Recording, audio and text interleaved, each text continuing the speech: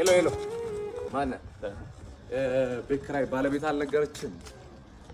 ቤት ኪራይ አንድ ወር ሳትከፍል ሁለተኛ ወር መጥቶብሃል። እየሞከርኩኝ ነው ትላለህ እንዴ? አትሰማም እንዴ? እየሞከርኩኝ ነው። ያንተን የቤት ኪራይ ልከፍል እየሞከርኩኝ ነው። የልጆች ትምህርት ቤት ልከፍል እየሞከርኩኝ ነው። የሚበሉት አጥተው እየሞከርኩኝ ባለቤትን አሟታል። ሰው አይደለ እንዴ? ይኸው ተመልከት። ይሄ የልጆች ጌም የሚጫወቱበት ልሸጥ እየሞከርኩኝ ነው።